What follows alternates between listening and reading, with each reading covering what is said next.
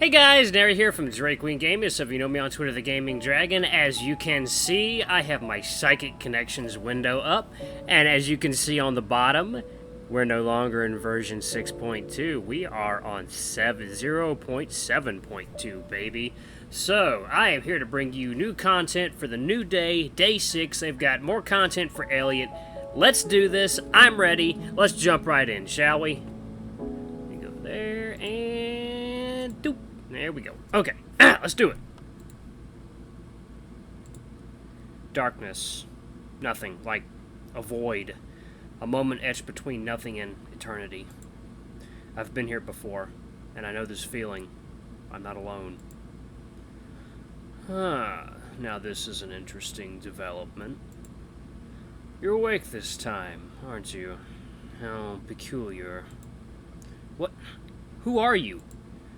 Of course. Where are my manners?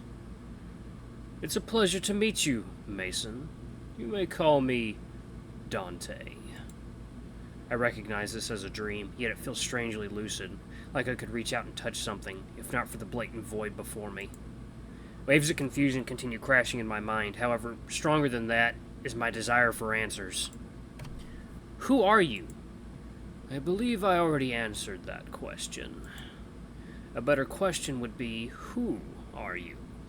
You've left me quite puzzled. Zoe seems to have taken quite an interest in you. But what I can't understand is why.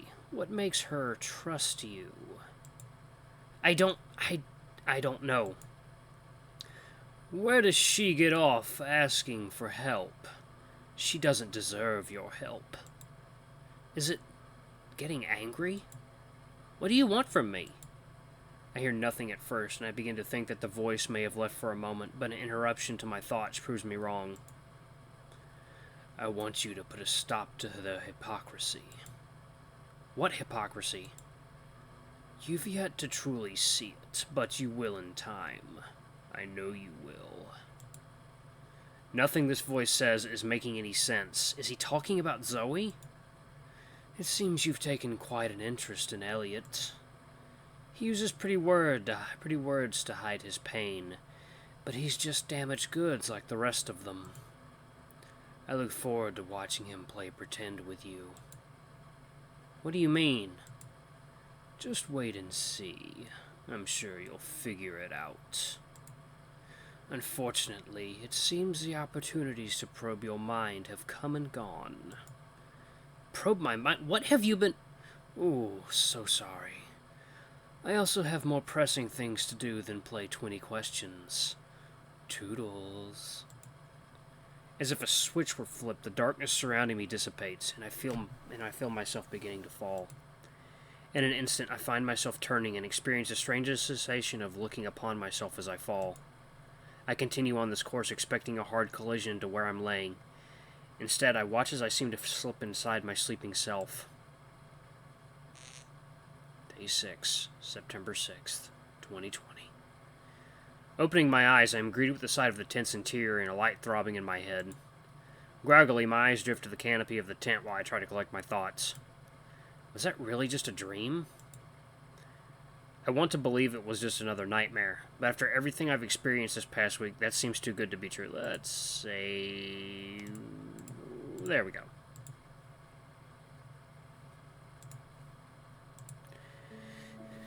Morning, cutie. Sleep well? The big Panther's smooth voice catches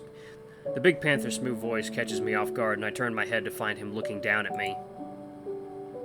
Elliot's body had provided such a cushion that I'd forgotten I was sharing the sleeping bag with a person rather than a bunch of pillows. You alright?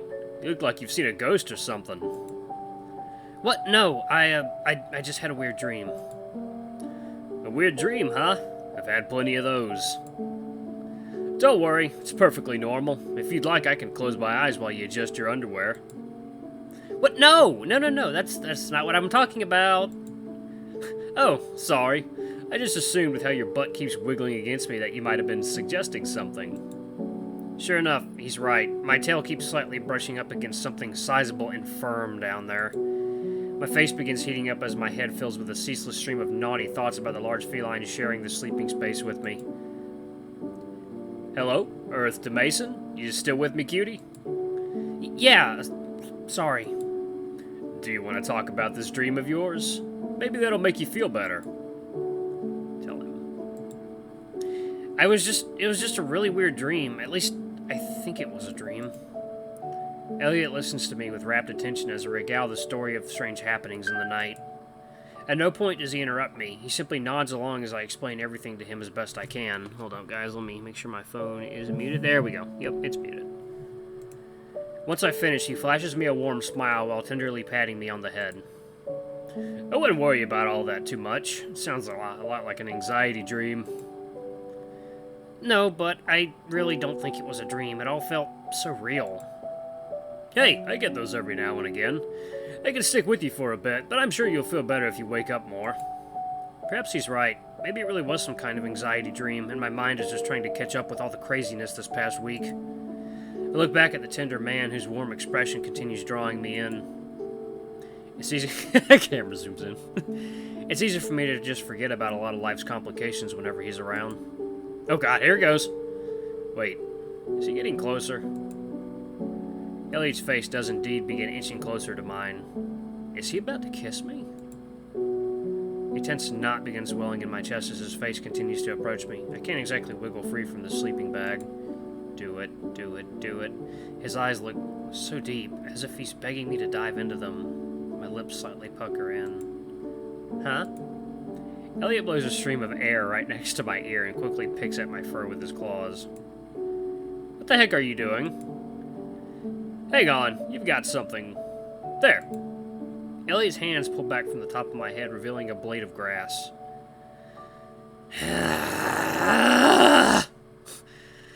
Evidently, he was not, in fact, making a move on me. Instead, he was removing some debris from my hair. That's embarrassing. Hey, how about you wait here a second and let me get out first to see if your clothes are dry. Elliot proceeds to wiggle his way out of the sleeping bag, sliding against me the entire way. There's no way that he's not doing this on purpose. At the same time, the thought occurred to me, I'm given a direct eye-level view of his plump package straining in his undergarments. I'm gonna fucking stare at that thing, baby. When it's practically pressed against my face, how can I not? I'm unable to keep myself from quickly scanning over the surface of the area, as if trying to carve an image into my memory.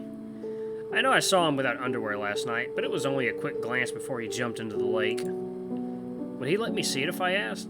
He's always flirting, but would he be willing to do something that serious? My mouth begins watering, and I glance upward at Elliot, who looks down at me with a grin. Sorry about that. Let me go snag my pants and I'll check on your clothes. Elliot separates himself the rest of the way from the sleeping bag and proceeds towards his pants that he'd removed the night before. Elliot quickly scampers out of the tent, his tail swaying behind him, and I found myself with a moment alone. I'm not sure what had come over me just now. At the very least, I thought I had a better lid on my emotions.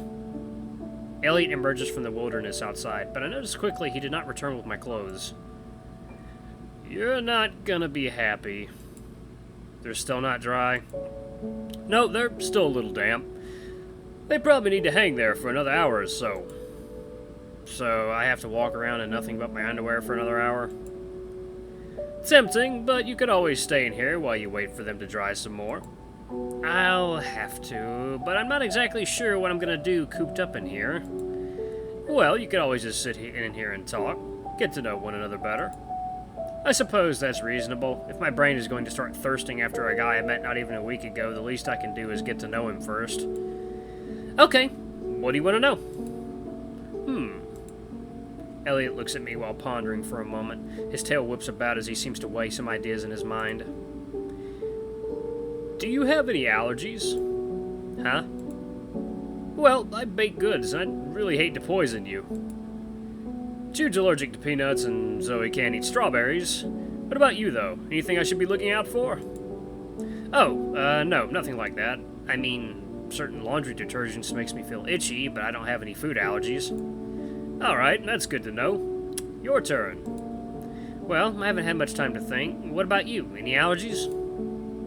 Ah, fair enough. No, I don't have any. Well, okay, it's not necessarily an allergy, but I can't stand watermelon. What do you mean you can't stand it? Just the general taste. If anything has watermelon in it, my tongue immediately identifies the flavor and just rejects it. Elliot exaggerates a mocking movement to imply gagging. It's a little strange, but I guess there are stranger foods to hate. Alright, my turn again. Do you have any siblings? Nope, I'm an only child. Your turn. Yeah. Well, I've got 3 older half-brothers, 1 older stepsister, and 1 older sister. So I guess if I add it all up, I've got 2.5 siblings. Not sure that's how math really works, but still, that's a lot of siblings. Yeah, it was a rambunctious house for a short while there. My mother's marriages had a tendency to burn bright and fast. Jeez, I can't imagine. I wonder. Pardon? Oh no, I was just thinking. My parents separated after my accident. It just got me wondering if maybe one of them will turn out the same way. Elliot's tail stops flipping about and his face takes on a more serious expression. I think I might have just said something a little too heavy. Jeez, now he probably thinks I'm weird. Way to go, Mason. Can I ask about it? Sure, but there's not much to tell, to be honest. I don't really remember my accident. It's like one minute I'm driving and the next I blink and I'm waking up in the hospital. Physical therapy made for a grueling few months. Apparently lying still for a couple years is bad for your health. Who knew? I'm sorry, I didn't mean to upset you with bringing it up. We can talk about something else.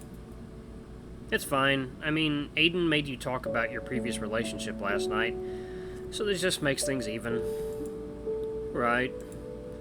Elliot shifts uncomfortably, and I can tell he's not exactly looking forward to poking that conversation. Seems like this Liam guy really twisted you up. You have no idea.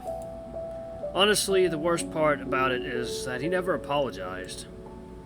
Even when I confronted him, he simply said we never declared we were exclusive, which was a total crap excuse.